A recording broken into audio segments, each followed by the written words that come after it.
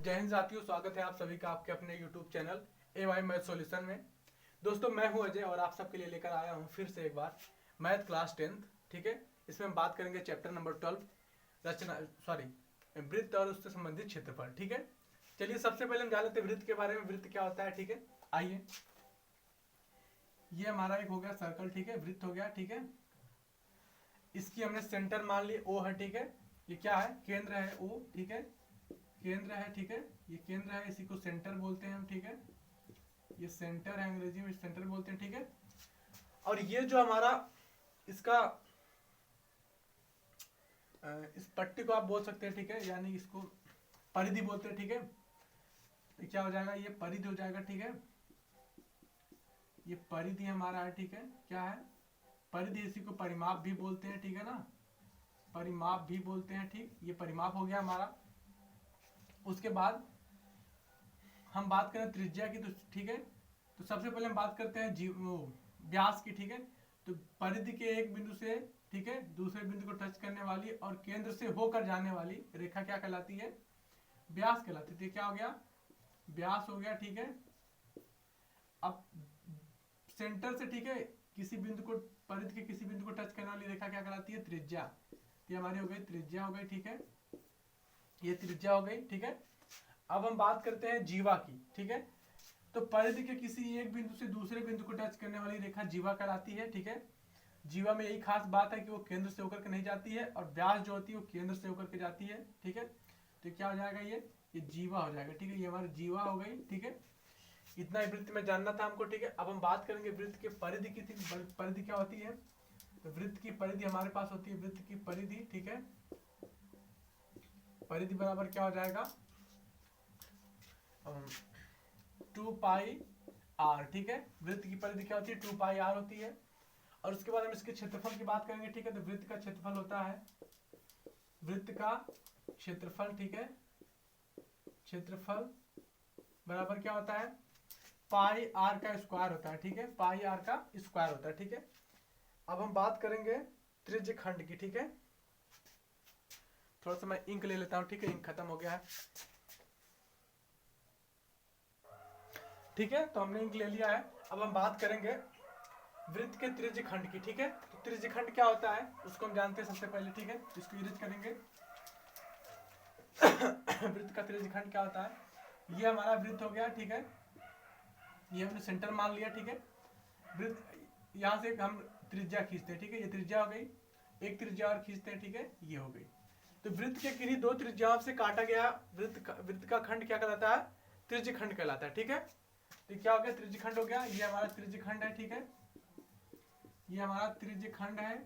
ठीक है, और ये क्या है? ये भी त्रिज्य खंड ही है। ठीक है, ये भी हमारा त्रिज्य खंड है। ठीक है, त्रिज्य खंड है। ठीक है, अब हम बात करते हैं कि ये क्या है और ये क्या है। तो ये लघु त्रिज्य खंड है। ठीक है, ये लघु त्रिज्य खंड है, ये दीर्घ त्रिज्य खंड है। बस इतना ही फर्क है दोनों में। ठीक है, चलिए हम अब इनके क्षेत्रफल की बात करते हैं। ठीक है, तो जो हमारा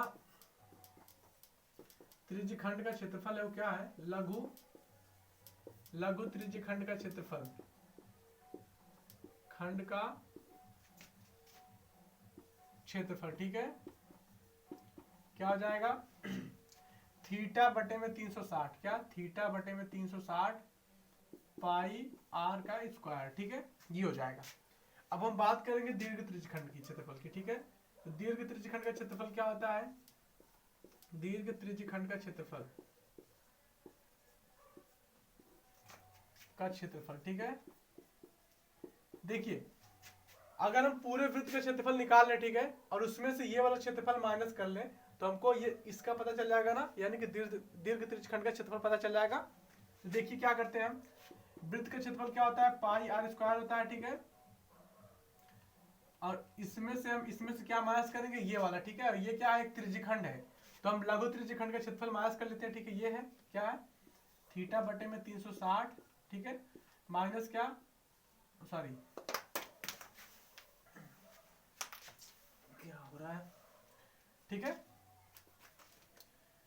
पाई आर का स्क्वायर। ठीक है, ये हो गया। अब हम बात करेंगे वृत्त खंड की। ठीक है, तो वृत्त खंड के लिए थोड़ा सा हम इसको इरेज करेंगे। ठीक है,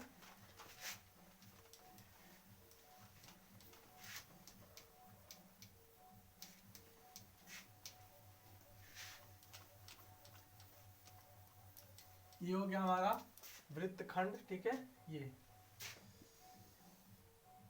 ये वृत्तखंड हो गया हमारा, ठीक है। ये वृत्तखंड हमारा, ठीक है। क्या है? वृत्तखंड है, ठीक है। मतलब कि वृत्त में किसी जीवा के द्वारा काटा गया भाग क्या कहलाता है? वृत्तखंड कहलाता है। और ये भी हमारा वृत्तखंड ही है, ठीक है। ये भी क्या है? वृत्तखंड ही है, ठीक है ना। अब क्या है? अच्छा, ये क्या है? ये दीर्घ वृत्तखंड है, ठीक है। और ये क्या है? ये लघु वृत्तखंड है, ठीक है। अब देखिए हम बात करेंगे इनके क्षेत्रफलों की, ठीक है। इनके क्षेत्रफल क्या होता है? लघु वृत्तखंड का क्षेत्रफल, ठीक है। वृत्तखंड का क्षेत्रफल, ठीक है। क्षेत्रफल। हम आपको एक चीज समझा दें, अगर हम इस सेंटर से एक रेखा खींच दें और इधर से एक रेखा खींच दें तो क्या हो गया? ये आप इस रेखा को इग्नोर करिए, ठीक है। तो आपका ऐसे क्या बनेगा? ऐसे करके बनेगा हमारा क्या? त्रिज्यखंड बनेगा, ठीक है। लघु त्रिज्यखंड। यानी कि अगर हम लघु त्रिज्यखंड का क्षेत्रफल निकाल लें और उसमें से ये चीज माइनस कर लें, ठीक है, ये वाला, तो हमको इसका पता चल जाएगा। यही तो हमारा है लघु वृत्तखंड। चलिए त्रिभुज को माइनस कर लेंगे, ठीक है ना। पहले हमारा क्या था? त्रिज्यखंड। त्रिज्यखंड का फार्मूला क्या था हमारा? थीटा बटे में 360, ठीक है, पाई आर का स्क्वायर, ठीक है। इसमें से हम क्या माइनस करेंगे? ये 1/2 आर स्क्वायर साइन थीटा, ठीक है। ये हो जाएगा। अब हमको चाहिए दीर्घ वृत्त त्रिज्यखंड का क्षेत्रफल, ठीक है। तो दीर्घ त्रिज्यखंड का क्षेत्रफल क्या होगा? दीर्घ त्रिज्यखंड का क्षेत्रफल क्या होगा? देखिए वृत्तखंड का क्षेत्रफल, ठीक है ना। दीर्घ वृत्तखंड का क्षेत्रफल, ठीक है, क्या हो जाएगा? चलिए अब देखिए हमको ये चाहिए, ठीक है।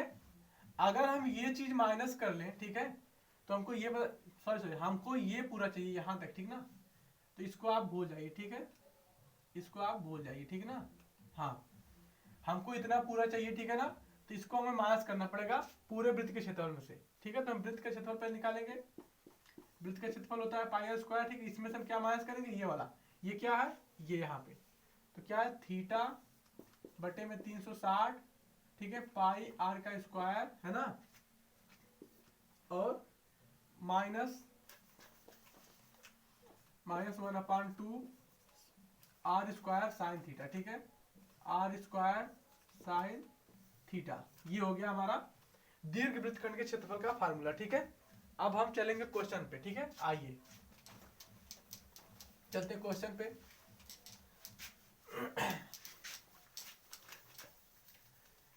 क्वेश्चन हमारा क्या कहता है उसको हम देखते हैं, ठीक है। चलिए क्वेश्चन चलते हैं। क्वेश्चन नंबर 1 लेते हैं, ठीक है। 12.1 का क्वेश्चन नंबर 1। क्वेश्चन हमारा क्या कहता है उसको देखिए। देखिए वाली बुक हम लिए हैं, ठीक है। तो इस पे हम इसी क्वेश्चन सॉल्व करेंगे। क्वेश्चन नंबर 1 हमारा कहता है दो वृत्तों की त्रिज्याएं क्रमशः 19 सेमी और 9 सेमी है, ठीक है। 19 सेमी और 9 सेमी दो वृत्त बनाते हैं हम, ठीक है। एक ये हो गया, ठीक है, और एक ये हो गया। कह रहा है दोनों की त्रिज्याएं क्या है? एक की 19 है, एक की 9 है, ठीक है। तो मानते एक की R1 है, ठीक है, इसकी क्या है? 19 है, और R2, ठीक है, एक R2 है, ठीक है। R2 की क्या है? 9 सेमी है, ठीक है। कह रहा है उस वृत्त की त्रिज्या ज्ञात कीजिए जिसकी परिधि इन दोनों वृत्तों की परिधियों के योग के बराबर है, ठीक है। एक तीसरा वृत्त है, ठीक है, एक तीसरा वृत्त है, ठीक है, जिसकी परिधि है ना इन दोनों वृत्तों की परिधियों के योग के बराबर था। हम इसकी त्रिज्या R मान लिए, ठीक है। इसकी हमको त्रिज्या ज्ञात करनी है, ठीक है। इन दोनों की परिधि इस वृत्त की परिधि के योग के बराबर है। चलिए इसकी परिधि क्या होगी? 2 पाई R1, ठीक है, प्लस में इसकी परिधि क्या होगी? 2 पाई R2, ठीक है, इक्वल टू में इसकी परिधि क्या होगी? 2 पाई R3, ठीक है ना। देखिए हमको कहा है कि ये वाला जो वृत्त है इसकी परिधि इन दोनों वृत्तों की परिधियों के योग के बराबर है, ठीक है। तो इसकी परिधि और इसकी परिधि हमने जोड़ लिया और इसके बराबर कर लिया, ठीक है। यहाँ पे 2 पाई कॉमन लीजिए, ठीक है, तो क्या हो जाएगा? R1 प्लस R2 हो जाएगा, ठीक है। यहाँ पे क्या होगा, ये हो जाएगा हमारा 2πr3, ठीक है। तो यहाँ से देखिए 2π से 2π कट गया है ना, तो बचा क्या, r1 प्लस r2 बराबर में क्या, r3, ठीक है। अब r1 r2 का मान क्या है, 19 है एक का, और एक का क्या है 9 है, और r3 हमको ज्ञात करना है। तो 19 और 9 कितना हो जाएगा 28 इक्वल टू में r3 है ना, यानी कि r3 बराबर क्या 28 सेमी है ना, ये हो गया हमारा। अब हम चलते हैं अपने क्वेश्चन नंबर 3 पर, ठीक है। क्वेश्चन नंबर 3 क्या कह रहा है उसको देखते हैं, ठीक है। चलिए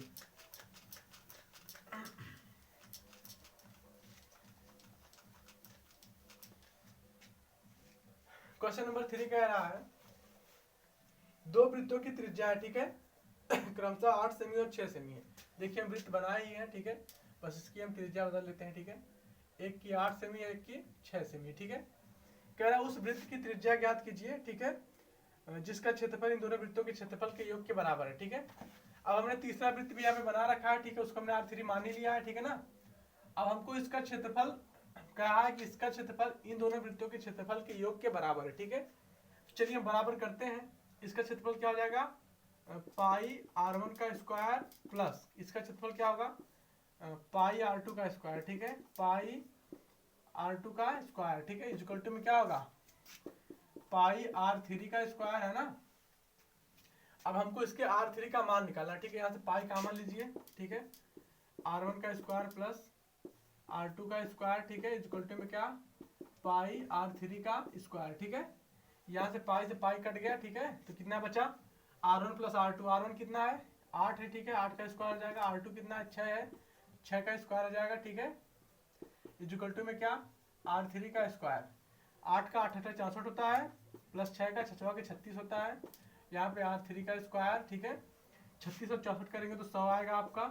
यहाँ पे r3 का स्क्वायर है, इसका अगर आप चाहेंगे तो 10 का स्क्वायर लिख सकते हैं 100 को। यहाँ पे r3 का स्क्वायर है, स्क्वायर से स्क्वायर काट लीजिए, तो r3 बराबर कितना आ गया आपका 10 सेमी आ गया, ठीक है। यही हमको निकालना था, ठीक है। तो इतना हमने निकाल लिया, ठीक है। क्वेश्चन नंबर 2 था ये, ठीक है। अब हम चलेंगे क्वेश्चन नंबर 3 पर, ठीक है।